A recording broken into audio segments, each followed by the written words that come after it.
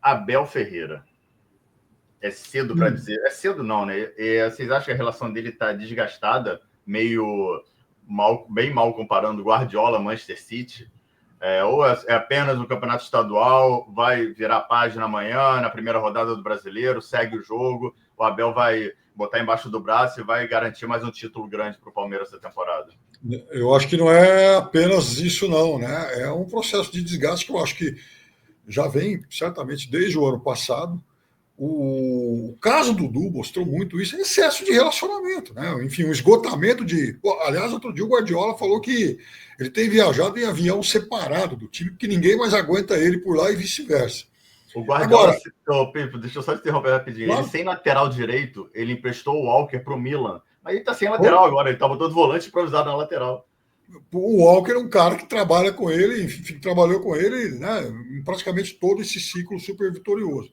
Agora, além dessas questões pessoais aí de desgaste e tal, né, o professor Abel tem agora a missão, o desafio de reformular um time, processo esse que já começou ano passado. Muito bem.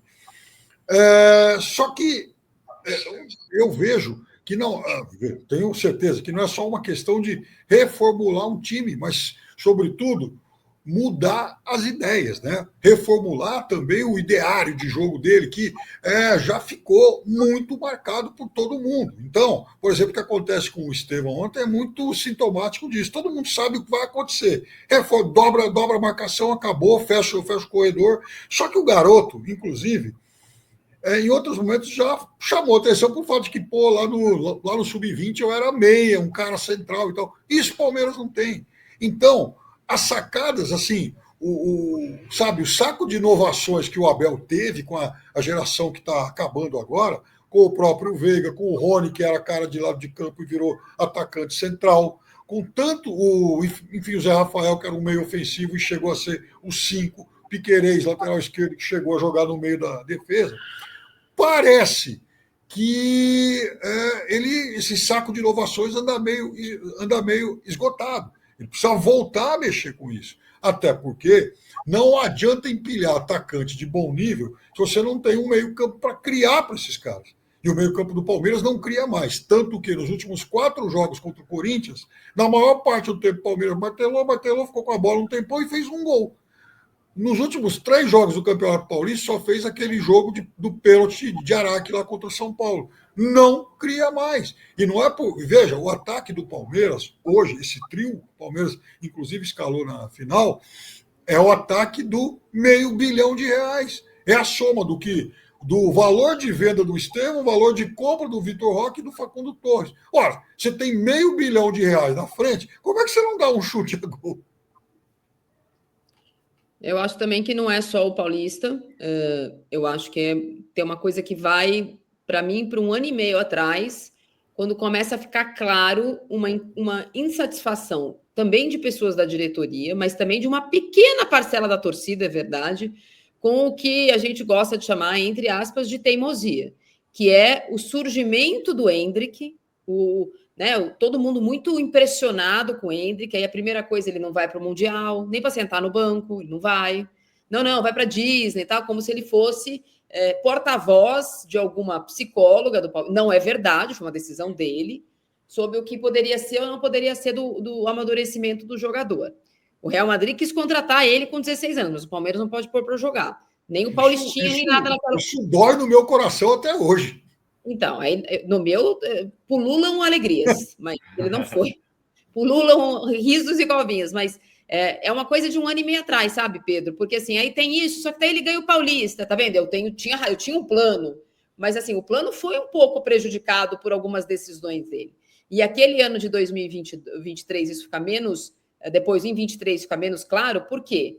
Porque ele, no final do ano, com a contribuição valiosa do Botafogo, ganha o Campeonato Brasileiro, mas ele ficaria sem título de novo importante naquele ano, não fosse a derrocada inacreditável, histórica do Botafogo. Não adiantava nem o Palmeiras ter feito a quantidade de pontos que ele tivesse feito, se o Botafogo tivesse ganhado um jogo nos últimos 15, entendeu? Não é que o Palmeiras fez uma coisa que... Não, um jogo, se o Thiago Nunes tivesse ganhado um jogo, não tinha acontecido o que aconteceu. E aí fica com o professor Thiago Nunes? para quem não gosta de resultado, e eu sou resultadista, fica parecendo que agora não ganhou, então agora não serve. Mas é uma sucessão de, por exemplo, mais uma vez, eu sou muito crítica, por exemplo, das escolhas do Ramon e do Ramonzinho em mata-matas. Tem um período curto no Corinthians. Começam os mata-matas do Ramon e Ramonzinho em julho do ano passado com Sul-Americana, e tem Copa do Brasil até a semifinal, e esse ano com o Paulista. Mas os últimos mata-matas do Abel foram muito ruins o ano passado. Ele foi eliminado pelo São Paulo, no outro ano já tinha sido eliminado pelo São Paulo em casa, ele perdeu estadual para o São Paulo com um time melhor ainda na pandemia. Os mata-matas do ano passado com o Botafogo e com o Flamengo, os jogos de ida foram um horror. Foram um horror. O Palmeiras até jogou melhor que o Botafogo no jogo de volta. No Flamengo nem tanto, mas com o Botafogo até jogou, teve o VAR, não sei o quê.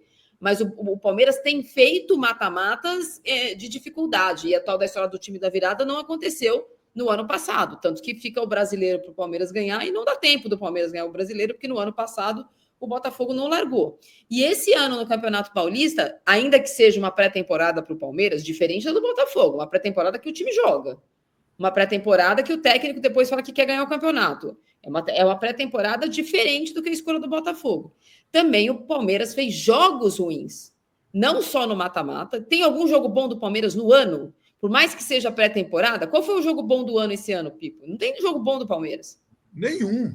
Um jogo razoável lá contra o fraquíssimo Guarani, que é de Série C, e tem mais uma coisa. O Palmeiras era para ter sido eliminado no turno regular. O Palmeiras só passou porque a Ponte fez um favorzaço aí. Então, assim, é um resquício, tipo, antes estava dando, né? Foi uma análise muito frequente aqui em São Paulo, e acho que no Rio também, até pelo causa do Botafogo ter perdido aquele título ganho, que parecia ser o último canto do cisne, sabe? Aquele título do Palmeiras de 2023. Ele torceu o que tinha sobrado e, com a ajuda do Botafogo, conseguiu com aquele time ganhar alguma coisa, mas que para 2024 aquilo tinha que mudar. Não foi o suficiente. O ano passado, o Palmeiras foi campeão paulista depois de tomar um vareio de bola do Santos, que estava na Série B, no primeiro jogo. Só acabou 2-0, mas era para ter acabado muito mais. É que no jogo de volta o Palmeiras faz valer o estádio e aí faz mais gols que o Palmeiras. Mas o ano passado já tinha sido um mata-mata de final de Paulista complicado para o Palmeiras. E contra o Água Santa, no ano anterior, o Palmeiras perdeu o jogo de ida também. Contra o Água Santa. Então, não, é uma sequência que tem mostrado algumas decisões. E dessa vez, as cartas que ele põe na mesa, como eu brinquei, meus jogadores não estavam frescos, o calendário me prejudicou, a data FIFA. Dessa vez, essas cartas estavam todas prejudicando o Corinthians.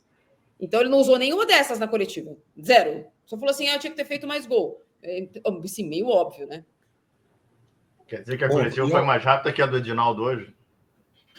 4 minutos e meio. A coletiva foi mais rápida que o Edinaldo hoje. É um homem de poucas palavras em alguns momentos, né? Ele que tem sempre alguns pensamentos, algumas reflexões que a Marília Ruiz adora naqueles instantes aí de celebração. Mas eu acho que ele tem que ser cobrado, sim, pelo que resta para o Palmeiras nesse primeiro semestre e antes do Mundial. O Palmeiras vai ter 6 jogos de Libertadores, não é um grupo tão difícil. Então o Palmeiras tem que ser bastante cobrado, até porque o elenco ainda vai ser ampliado. Chegou o Lucas Evangelista, tem o Paulinho para estrear, daqui a pouco o Maurício volta. Então, se existe alguém no futebol brasileiro que não pode reclamar de falta de opções do elenco e de inação da direção, esse cara é o Abel. Até porque aqui entre a torcida do Palmeiras, principalmente, né, enfim, dissemina o mito de que a direção de futebol do Palmeiras é lenta, é ruim, não contrata. Gente, o Palmeiras contratou mais de R$500 milhão esse ano. Acabei de citar um monte de gente que nem estreou ainda. Quer dizer, se com R$500 milhão, mais a base que já estava lá, que inclui, por exemplo, o Estevão, você não consegue formar um time, aí então fica difícil, né? E é curioso, só para falar do jogo de domingo, né? Então vamos ter de novo um encontro entre Botafogo e Palmeiras, e o Botafogo a gente não sabe qual é o time, porque o Botafogo ainda vai estrear na temporada.